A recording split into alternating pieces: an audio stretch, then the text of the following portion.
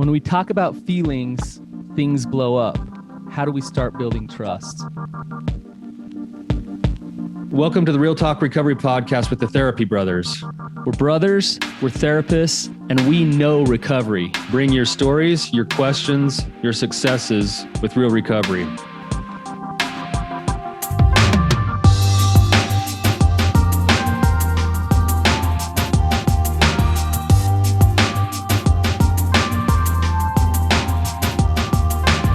Guys, welcome back to the podcast. I am here on my own today. Tyler actually had a little bit of an emergency. Everything's fine. But he was planning on being here up to 15 minutes ago. And then he called me. He couldn't make it today. So one of the beauties of doing this with a partner and with your brother, who also is a therapist, is we can rely on each other. And so he relied on me today, and I'm happy to fill in. So a couple of things before we dive in. We do have the Rising Sun retreat coming up at the end of September. Like we always say, it is filling up fast, but there are spots available. So go to risingsun.com and check that out and sign up there as soon as you can. And I just want to dive in with these guests. I think that we probably will just scratch the surface today on a lot of things. And I'll probably be left at the end of this episode wanting to dive deeper into the therapy with them, but won't be able to do that today. So I want to use as much time as we possibly can for them and hopefully help them in any way that I can. So today we have Heidi and Wesley on the show. Welcome to the show, you guys. Thanks for having us. Mm-hmm. If one of you wants to just kind of, and I realize it's coming from your own individual perspective, and maybe I'll give you both a chance to give your background a little bit. I don't need a full autobiography of what's gone on in your lives, but give our audience enough context for us to understand where you're at, and then ask any questions that you have. I guess I'll go first. Okay. So just to give some context, I was raised super religious. And then my parents got divorced when I was like 15, and things kind of just dropped off from there. No more religion, crazy, no more like insane, religion, schedule and stuff like that. And my parents just kind of both went absent. And then that kind of gives you a little background on where my thought pattern comes from on a lot of things, and like the strictness of my parents. But then I met Wesley. So Heidi, the pendulum kind of swang a little bit of like religion. They're married to all of a sudden they're divorced and non-religious. Very much like what everyone thinks, and like very strict religious rules. Okay. And then, pendulum swing to the other side where both parents were very relaxed. There were no rules. There was no parenting. And we were kind of left to our own. And I'm the oldest. So like we had a couple of us that were kind of just left to parent ourselves. And then, that leads us to now where we're married. Wesley and I are married. We have 4 kids, and we've been married for 5 years. I think we've been together for almost 9.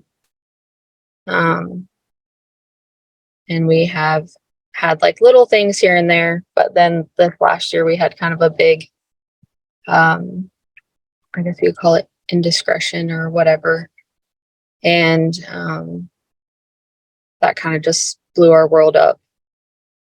Okay. Last summer.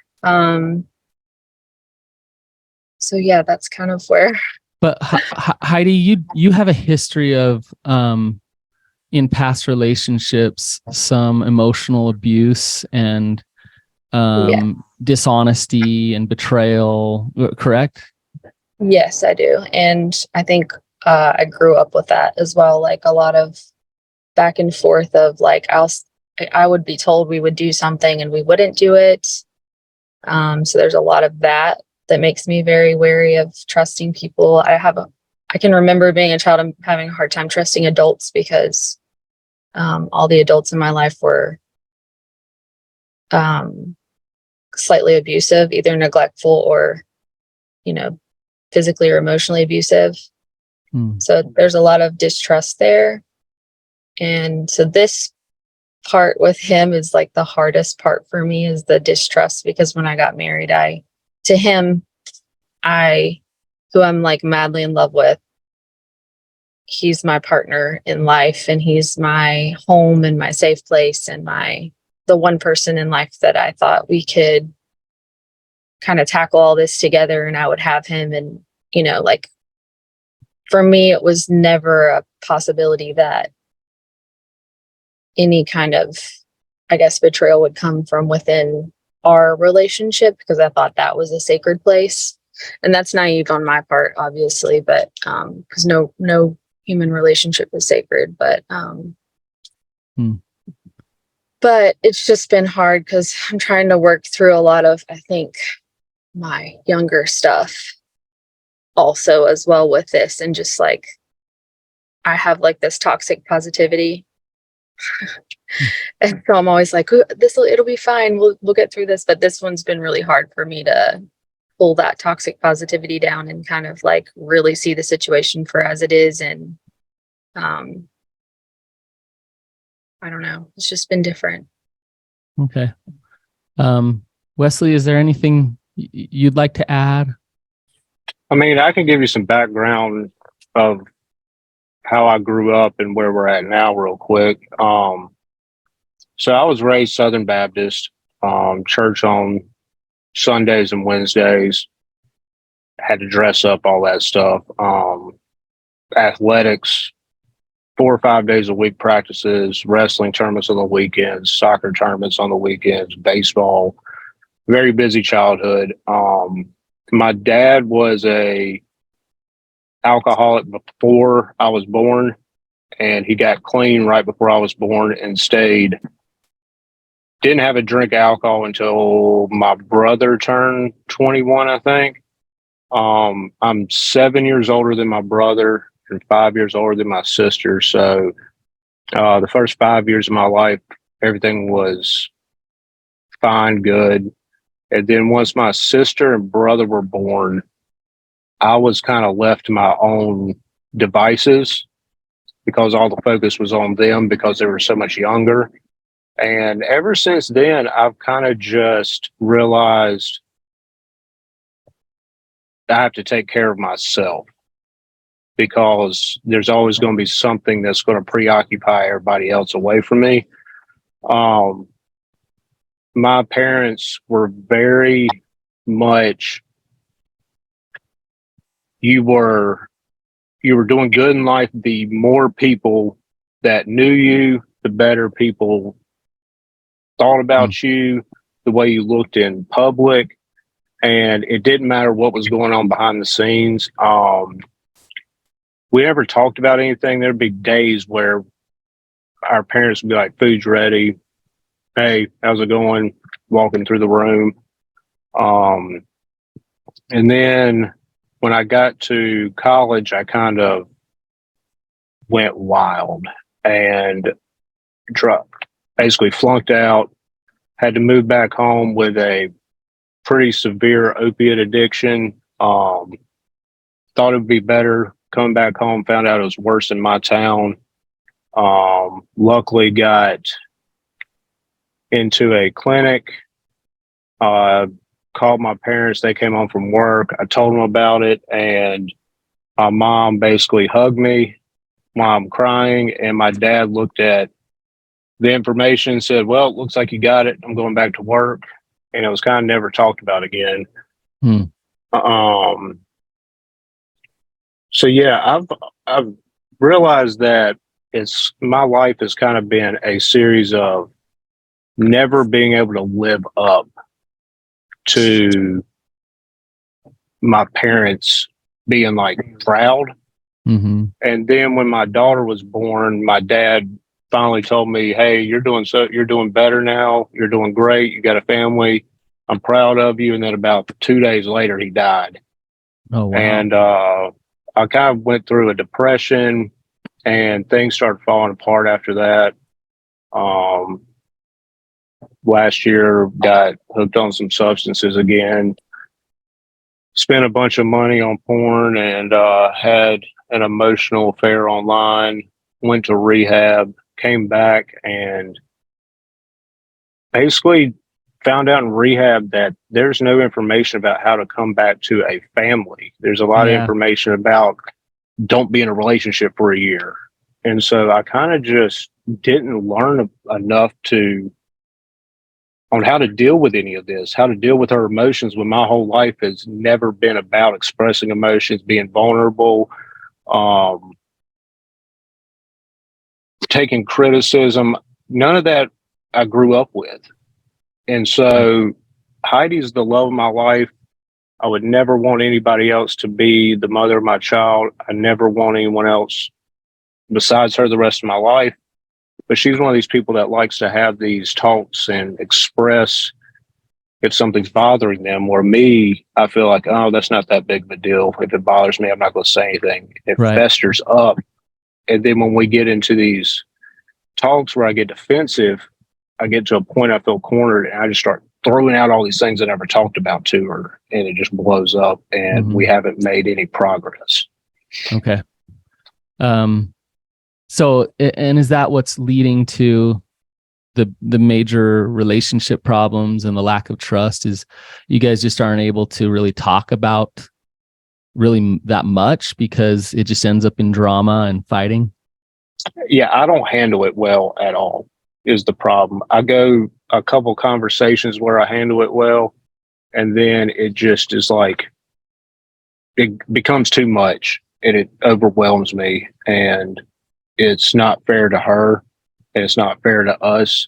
And I'm struggling to figure out a way to be consistent with being vulnerable with her, expressing empathy, building trust. It's just, I feel like I'm not going to ever be able to repair it. And so I end up feeling like, well, what's the point? Because this is never going to be better. Okay. Yeah. In the moment, it's catastrophic is how it sounds. Yeah. Okay. And it sounds like you're getting nowhere. And when I say you, I mean you together, like as a couple, are getting nowhere in terms of safety and trust, like rebuilding that in the relationship. Yeah. Okay. So there's a lot going on here, you guys. And you've been to rehab, Wesley. Heidi, have you done some of your own therapy? Yeah, I've been doing therapy for a while just because I don't know, I had a point a couple years ago where everything was really overwhelming in our relationship, and I just like felt the need to talk it out. And through that, I learned a lot of like my own coping techniques. And like, I mean, obviously, like he's extremely avoidant and very, he will get up and leave, just completely leave the house, the conversation, everything. And then, we won't speak about it I won't even be able to speak to him, period, for sometimes days. Yeah. Because he needs a really long cooling off time, and I'm extremely anxious and needy, and I have this like loyalty wound and this, abandonment wound that's like, hey, don't leave me and I need you. So.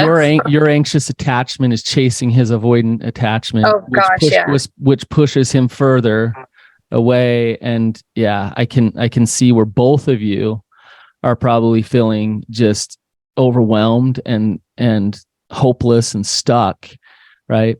The good news, you guys, is like as we're talking today, I'm already picking up on something really important.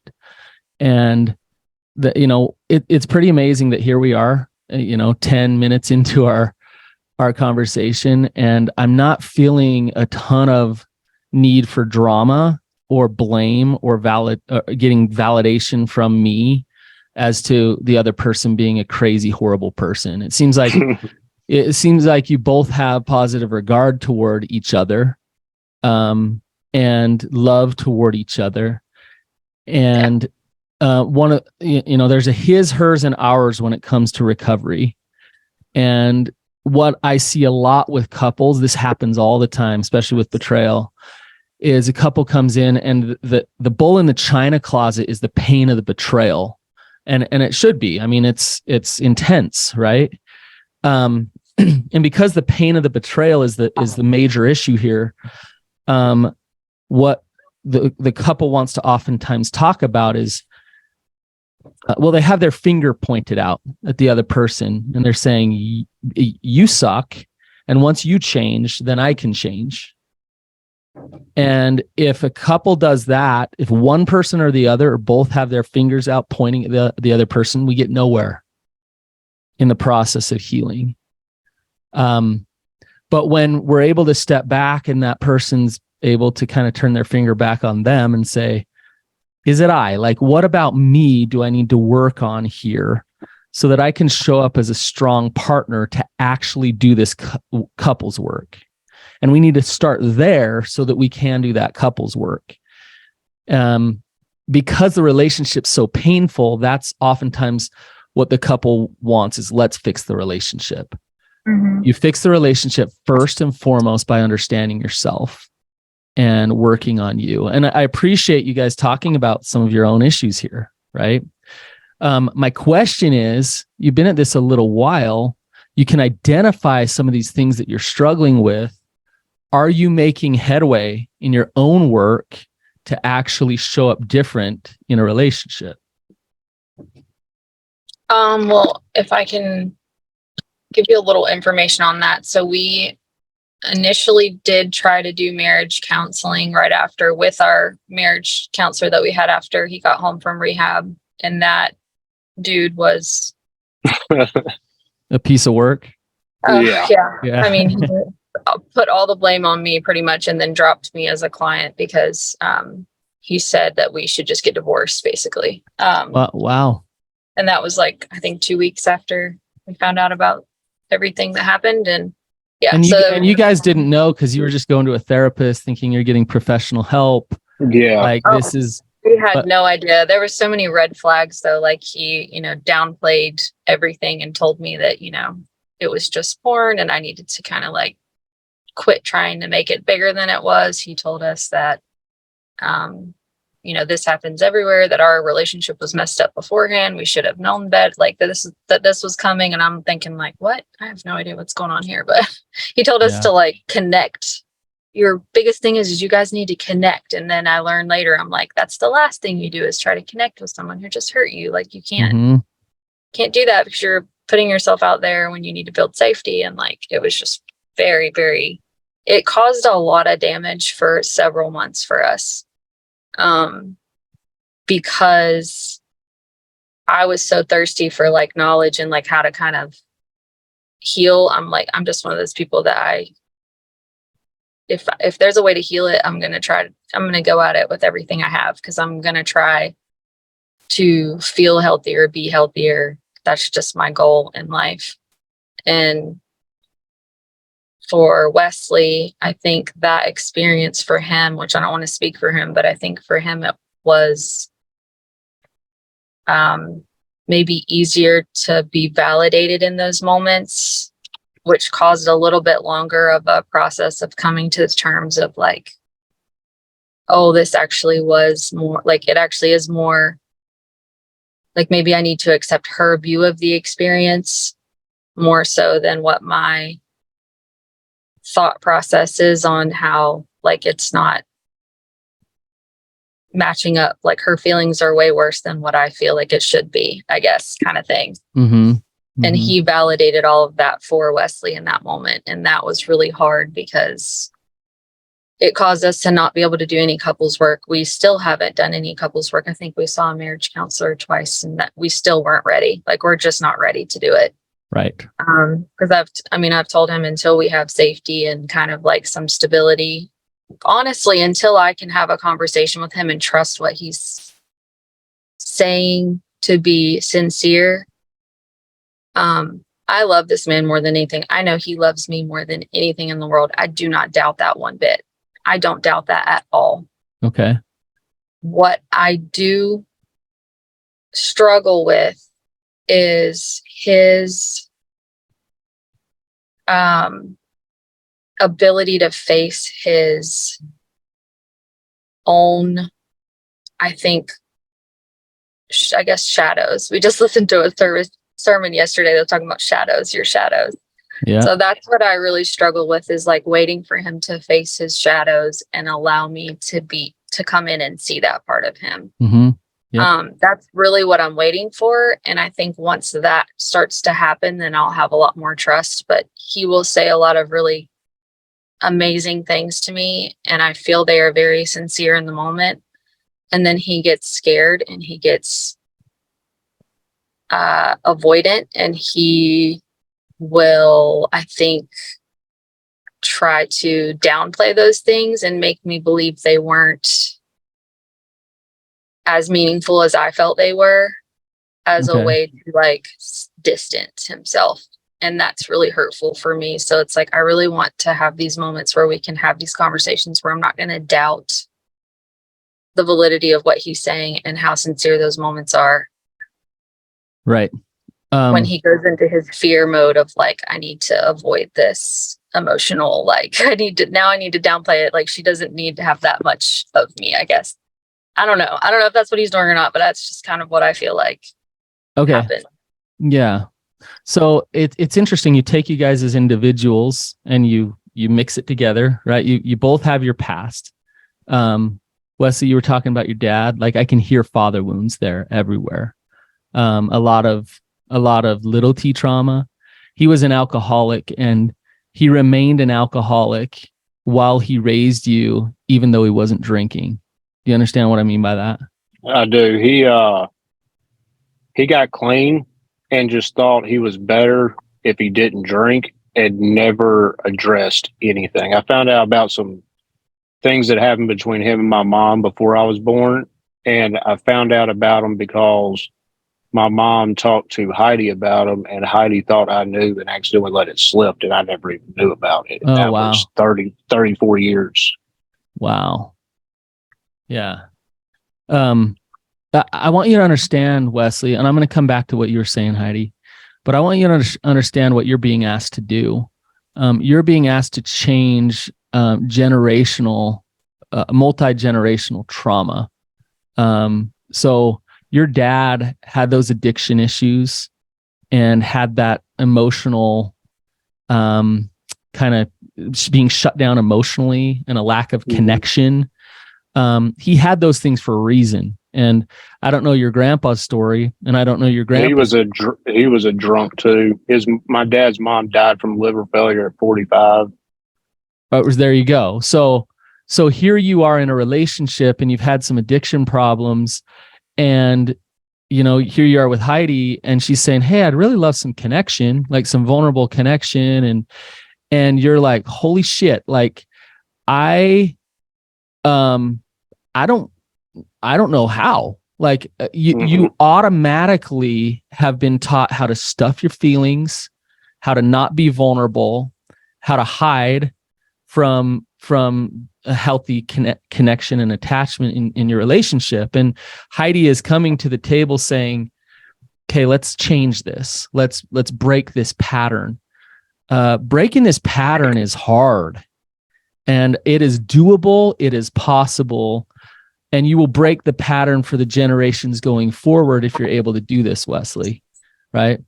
Yeah, I would love to be able to do it, but you're right. It is very difficult, and I want to be as vulnerable and as open and be my true self as I can. I just feel like that my whole life I've put everything inside of me and just tried to be the person that each individual person I was around wanted or needed me to be. And I couldn't tell you who I am. I was asked that question by a therapist, and I was able to write down maybe 3 things, because I look at all these other things as negative or I just couldn't do it. And Heidi was able to write down like a half a page within like 5 minutes. Mm-hmm. Yeah. She knows me better than me. And she's right that, I'll have moments of wanting to be very vulnerable and connect and understanding. And then it's like, I freak out after a certain point because I don't know how to continue to do it. I'm trying to give her more and more periods of time where I'm able to. It just gets so overwhelming at times that I don't know. I just can't handle it. Wesley, it's interesting when you say, I've always just tried to please people and and be who I think they need me to be or want me to be. That's why you don't know yourself, because you are very different than what the world and everybody has told you that you should be. So you're living your should. So what happens is when Heidi comes along and she's hurt or sad and disappointed, that's overwhelming because it's so important to you that you're seen as okay, right? And the work, your individual work, your trauma work needs to happen so that you can, this is going to sound backwards, you guys, but so that you can get to a place where you are okay with her being let down, sad, and disappointed with you. Because when you're okay with her being let down, sad, and disappointed, then you can actually step into her emotions with her and hold that space with her. And that's where she'll feel strength and masculinity from you. Where right now she's feeling weakness, she's feeling retreating, and she's feeling a lack of empathy, right? So do you see how this stems back to your own individual work, Wesley? I do. Yeah. I do. I really like what Heidi just said about shadows. I'm a big believer in shadow work, and I tell my wife all the time, I say, hon, like I want to know the ugly parts, the scary parts. Like I'm going to share that with you about me. Like I suck at this and I struggle with that. And the more we can be honest about our flaws and imperfections together and own that with each other, the safer our relationship is to falter, right? When you're in a relationship where you feel like I've got to be perfect in this relationship to be loved, whether that's your own self bringing that to the table or your partner bringing that to the table, then there's not safety there, right? So, to start this whole process, you guys, I'm going to give you kind of a checklist here, okay? The first thing that needs to happen is safety. So physical, emotional, spiritual safety. So if you're in this relationship and there is no safety, sometimes a separation, a therapeutic separation can be a good thing. Let's take a break from each other. And I'm not saying you guys need one of those. I'd have to dig in more with you guys to Well, we're kind of doing that right now. Okay. Yeah. We're not able to live together at the moment, but we do want to spend time together. But we also, I think we value having our own space to process through and I just think that there's a lot of value in us having our own space to process through things. And when we're in the same house together, we seem to, I don't know, it's a weird energy. We both tiptoe around. We're both on eggshells. We both try to appease the other one a little too much. And we're not able to like really dig into our own work and our own stuff that we're trying to deal with. And I know he's in therapy. I'm in therapy. We're both trying to figure it out. So that's excellent. Now, if you look at that separation as a part of the therapeutic process, this is a good thing. This is great. You're creating some safety, so you have some space to.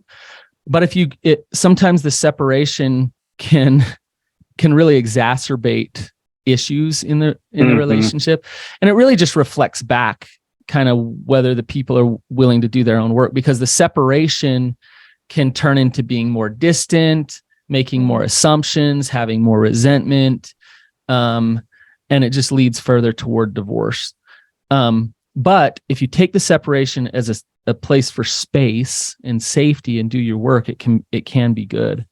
The second thing is, and I've seen this happen before.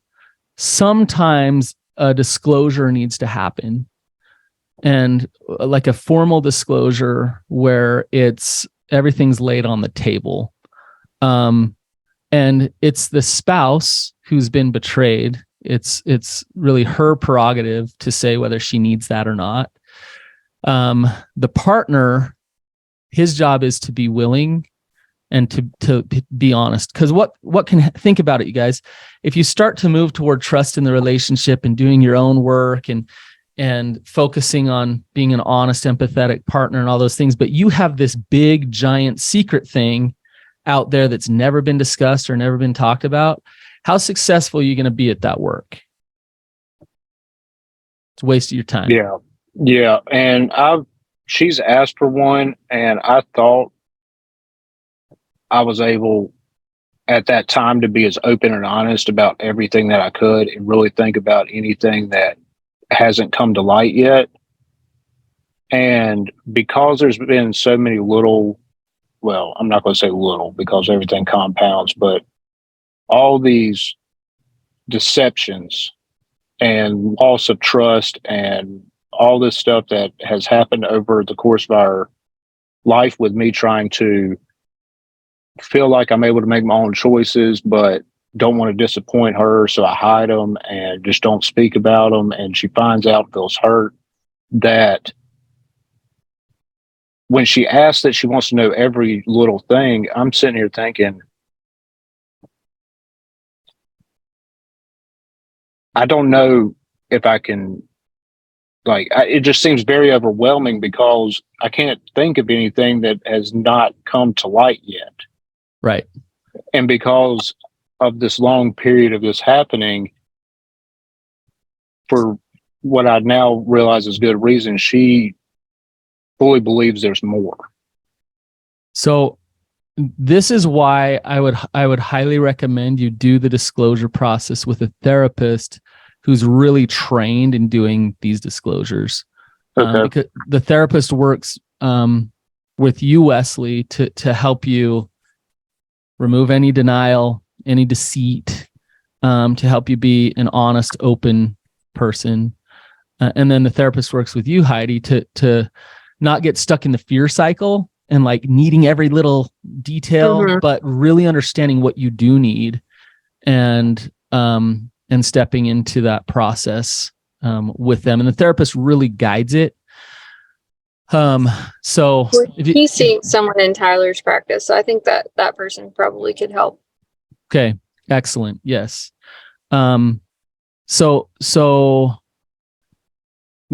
So they'll walk you through. So Wesley, you're not feeling that overwhelm and that, God, am I going to have to do this 20 times to make sure I get every little thing? Mm-hmm. It's that therapist's job to really gauge whether or not you're trying to be an honest man. Okay. And I can pick up on it. When I do a disclosure process with somebody, I can absolutely tell whether how the disclosure is going to go. And disclosure sucks, you guys. It's I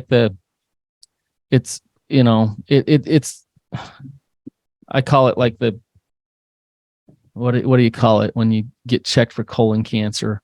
It's like that. Oh, colonoscopy. It's like the colonoscopy of therapy, where it's really healthy and no fun. Yeah. So that's the disclosure. But the reason you do that is to just make sure you flush out everything. And, if you go through a disclosure process and still hang on to a big lie, you're going to do damage to your relationship that's almost irreparable. It's really hard to come back from that. So the next thing, you guys, once you flush everything out, so you've created safety now and space. You go through the process of flushing it all out, laying it all on the table. Then the real work begins on yourself for your own individual trauma. The reason why your relationship is so combustible right now is because your protective parts are coming to the table and you trigger each other's protective parts. Do you guys understand what I mean by that? Mm-hmm. Yeah. It's not bad that your protective parts are coming to the table so much, but it isn't working for a relationship. So you need to do your own trauma work to desensitize the triggers so that you can hang in there with each other and not react either anxiously or avoidantly. And that work isn't couples work. That's not about you guys figuring how to do this together. It's about you guys having the strength to be able to sit in the discomfort and then learn how to do it together. It's funny you say sit in the discomfort. I've had so many therapists over my time that I've kind of been able to pick up on processes they're trying to lead me towards because I've been told about them. And I've found ways, and Heidi can, I think, vouch for this. I've been able to manipulate therapists into thinking I've done the work because I know what they're trying to hear. And so that's why I kind of kept that one therapist that messed us up as an individual therapist at the beginning, because I was like, well, at least I could say I'm seeing a therapist. And kind of have that on my back. And it didn't work out. It betrayed her trust by staying with that guy. Well, now I've realized sitting in my discomfort is the only thing that's going to help me. And I'm doing a cold water immersion therapy where you talk about stuff and then sit in the cold water and process it. And so I'm trying to change the way I go about this in the complete opposite spectrum, because I need this to stick, because I don't want to be who I've been my whole life any longer. Right. I would like to be able to live the rest of my life knowing who I am and being comfortable in that. Yep. Last night I went for a jog and ran a lot further than my body was really happy to do. And it was uncomfortable. And I got to mile 5 or 6 and it was like, dang, this is getting a little bit painful. And then I ran and it was like 11 o'clock at night over to this river, and I sat in the moving cold glacier water. I know I sound a little crazy. That sounds fantastic, to be honest with you. Actually, the water was great. It helped my joints, but it was uncomfortable to run, and it was really uncomfortable to sit in that cold water. And the reason I do is what you say, Wesley. I try to practice stepping into discomfort, and I want to tell you, cold water or running exercise is nothing compared to emotional pain when you have trauma underneath it, right? Mm-hmm. You jump in the cold water again and again and again versus having Heidi give you that look of disappointment and say, what the heck, you're hurting me, you're failing me, right? That kills me. But it's the same principle, Wesley, is do you want to get into that cold water? Mm-hmm. Yeah, you do. You get in the cold water, but is your body saying, I want to go do that? I mean, if I'm understanding you correctly, I meet with him this Friday, and this is actually the first time we're going to do the cold water part of it. Okay. And I was telling Heidi, I'm actually extremely excited about it, because Excellent. for the first time, I feel like I find some hope in like a process where I think I can make some progress on myself. But this is what I want to tell you. I love what you just said. Keep that attitude. But that moment that you dip your toe in and you're thinking, whoa, I got to go down to my neck. You're going to think, this sucks. What am I doing? And it's going to be sheer panic and a little bit of like exhilaration of like, what am I doing? That same principle needs to apply once you're doing your trauma work. You're desensitizing your triggers. You're focusing on you and why you want to run and hide in your relationship. And when Heidi starts to cry and you step toward her and just hold her and listen, it's that same feeling of, I gotta not have the fear that I'm not enough, but I'm going to actually face that fear. I'm going to sit in this and be there for her. Right. And it's going to take some practice and it's going to take some time. And it's the same thing for you, Heidi, when it comes to your anxious attachment of, I need to run and I need to fix this and I got to fix it now. And this is what I need. Stepping back and saying, you know what, I'm going to go do my own self-care. That's terror. That's terror. It's scary. Right. But I'm doing my own self-care. I'm not going to chase him. I'm okay on my own. This is where I need to do my own work. Right. Yeah. And forcing him to come back right now is not going to be beneficial for me or for him. Right. So, Yeah. So while you're desensitizing your trauma, and I would recommend ART, EMDR, even plant, I'm a big plant medicine guy. Those type of things to desensitize that trauma, and then being able to step in this with each other. And a great tool in the midst of it is to acknowledge and express how hard it is. Of like, oh my gosh, Heidi, I want to run and hide right now, but I'm going to stay right here. Or Heidi, you saying like, I'm freaking out that you're going to run off right now because I'm getting emotional and I'm scared. I don't even know what to say next, but I just want to acknowledge that. So if you bring it to consciousness, then it doesn't have as much power in the moment. Right. I want to give you guys just maybe a couple quick stories. I had a guy that reminds me of you, Wesley, that I was working with years ago. And he was Mr. I need to please my wife. I need her to think I'm the best. I need her to never be upset. He was really codependent to his wife. He started doing his own recovery work and really engaged with himself and doing his own work. And their relationship still struggled. It was hard for a while because the trust wasn't there. And these are the moments that really rebuilt their relationship. I've told this story before, but she woke up, it was like 2 a.m, and he was sitting on the edge of his bed looking at his phone.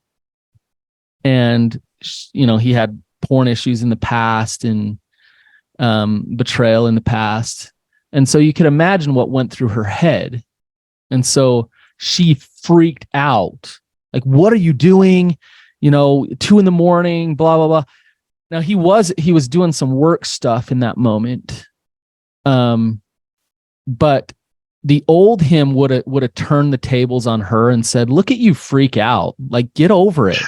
I've been sober for a long time. Like, leave me alone. Okay.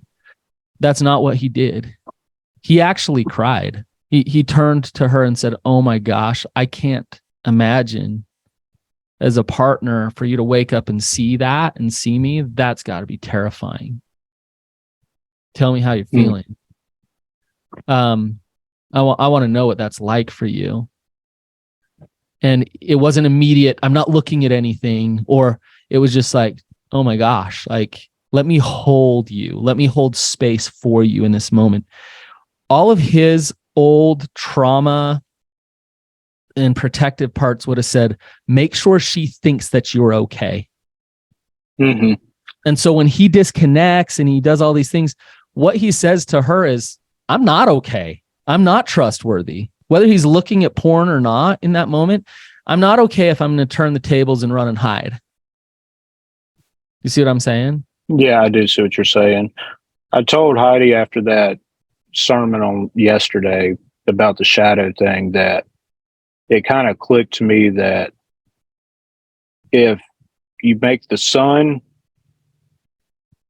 like, I guess, for instance, Heidi or whatnot, and shining the light on you. Yeah, shine the light on me. And instead of turning around and facing her and having all my demons behind me, I've got my back to her and I'm just suffering in the shame and guilt of everything that I've done that is just consuming it. I'm struggling to just turn and just let her choose to accept me for who I am and just be completely open with it.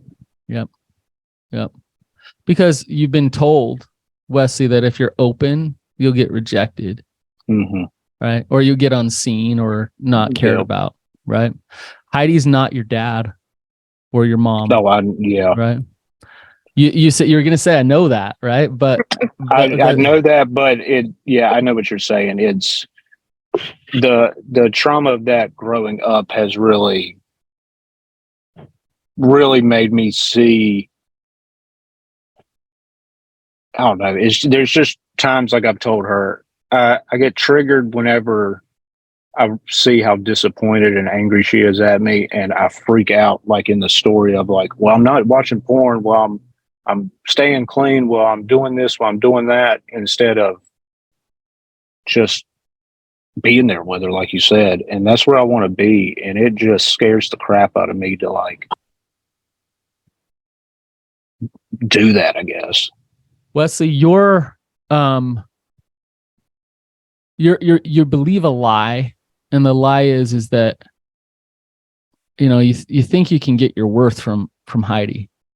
She does not have the ability to bestow your value and your worth upon you. Do you understand what I'm saying? I do. Heidi's told me and brought that up before too, that it's, she can validate me all day, but if I don't believe it, then what's the point? She holds too much weight. Your value and your worth, where does that come from? It comes from within. Yeah. It comes from you loving you knowing you connecting to God, if you believe in God, and getting that value there. Right. And you're consuming her for your worth, and therefore this is a paradox, because Heidi's very, very, very important because you love her and she's your wife. She's very, very, very important, but not for your worth. Okay. Right? And so when you do your own work to understand, you said something really profound of, I don't know who I am. And that's the journey that I would go on if I were you. Okay. And be patient with yourself. Those old triggers, protected parts, are going to trigger up. And same with for you, Heidi. They're going to trigger up, and you guys are you're going to jostle in some of these patterns for a while. But when you do, instead of getting stuck in blame and resentment toward the other person, stop and say, okay, like, what work do I still have to do here on me so that I can show up the way I want to in the relationship? Right. And if both of you are committed to that process, you're going to be okay in the relationship. Right. So can I ask something, or I guess maybe make a statement, and you can kind of give us your take on this? We both kind of came to the conclusion recently during one of our conversations that as we've been doing our own work and then came together, sorry, I don't know what my thing is doing. We've been doing our own work and then coming together and trying to talk about it a little bit. And when we did that, we both realized the path that kind of led us here was a lot of relying completely on each other for everything. Meaning like we were extremely, obviously codependent, but we're parents to young kids where we don't have a lot of social interaction other than like a night out here and there together. Both of our work was from home for the last couple of years. Like we literally kind of just got completely exhausted of each other, but we also don't have a whole lot of outside relationships. Like I know Wesley, I don't think has really any male relationships right now at this point. My phone doesn't ring unless it's Heidi or work. It's a problem. This is a big problem. This is a big problem. So, like we're not quite sure where to, like, we tried to do a life group and that worked, but like, I know it's really scary for me. I'm sure it's even more terrifying for him to reach out and say, hey, can I get your number? And then try to contact someone and then not get contact back. Like it's hard to pursue friendships. Yeah. And when you're completely codependent with each other, you're isolated in that relationship. It's hard to pursue friendships. Yeah. But I don't think we can make it without it. Like, I really don't think we're going to make it if he doesn't find a group of guys to really help him to find himself again, along with the therapy. And I don't think I'm going to make it if I don't find a group of girls that I can. Heidi, you're absolutely right. Absolutely right. So, yes, we're talking about shifting from codependency to interdependency, and interdependency says that you are you have a life unto yourself, and your relationship is an important part of that, but your relationship is not your life. And other friendships and supports and connections are absolutely essential to bolster a healthy relationship. So, this sounds like a commercial, but Wesley, I would really highly recommend you come out to our retreat. I actually watched a video about it. It looks pretty amazing. Yeah. Our guys still, like, just I think a month ago or 2 months ago, they're going on trips together still. Their phones are buzzing. They're talking about what they're struggling with. They're getting accountability and support, and they love each other. They're like brothers. Yeah. They met last September. So yeah, we really want to try to figure that out for sure, because that would be so cool for him to get to experience that. And like, I know it's coming up really soon, right? It's September. It's the end of September. Yeah, so, we thought maybe we can. We'll have to figure the financial side of it out. We'll talk about that. Take a look at it and work with us too. Now that you've been a guest on the show, we can see what we can do for you. Okay. But you should really consider it. It's what I have to offer to help you find these friends, right? And I really appreciate that, because I really debated, like, not even saying I was out of that meeting to be on here, because knowing that who knows how many people are going to listen to me talk about this is terrifying. Like, I've got the air conditioning on in the car. Mm-hmm. I'm like sweating and my heart's pounding. And I don't know. I don't like people knowing me, but I want people to know me. And I'm just at this point where I don't know how to break through yet. I think, and we're running low on time, but it was an act of courage to come. And when I talk about stepping in that discomfort, Wesley, you had to do that in order to show up. I mean, if you're avoidant attachment, to come on a show like this and talk about your relationship with your spouse here, like, yeah, that took some balls. So I really appreciate you coming. And I do too. I really appreciate it. And I'm very proud of you for doing it, babe. Thank you, dude. But don't get your worth from that, Wesley. No. It's such a fine line. How do you know? That's awesome though. Like that like when you're saying those She's words so good about that affirmation, that's awesome, right? But so soak that in, but don't soak it in too much, Wesley. You see what I'm saying? Mm-hmm. Like she sees you, she thinks you're awesome. But that's not where you get your self-worth. And so I need to look in the mirror and be able to tell myself that, and I can't do that right now. Right. So Heidi, I want to say to you too, like, thanks for coming on, being vulnerable. I would love to do another episode with you guys sometime sooner than later. I feel like we barely kind of scratched the surface on things. It'd be fun to have Tyler here to kind of get his perspective on what's going on with you guys. So yeah, I'd love to come back and talk. You made me feel very comfortable, and I appreciate that very much. Yeah. You guys, there is a ton of hope for the two of you, and there's I think a ton of hope for your relationship. I can tell when I meet with couples, I can tell when there's the humility there on an individual level to get done what needs to get done to heal this. The road's going to be bumpy. It's going to be painful. But you can absolutely get there. And just take one day at a time and one step at a time. All right, you guys. Well, So, I'm so glad you said that, because that was literally like I told him yesterday, I was like, that was my biggest fear of coming on here, was just being like, I know he loves me so much, but like, is he capable of loving me the way I need to be loved? And like, I'm terrified that he's not. So, but I know he is, but it's like, I'm terrified. So it's nice to hear you say that you can see something absolutely. in us and in our interactions, that you see hope in, because that really makes me feel more confident that what we're doing is kind of working. I've seen people like both of you absolutely find healing and recovery and then have awesome intimacy in a relationship. But the work like really needs to begin. Okay.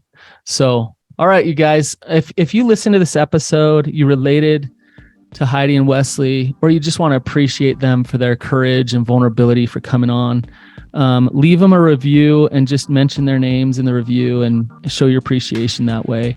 And also, if this was helpful, don't be afraid to share the episode. Have a nice one. We'll see you guys.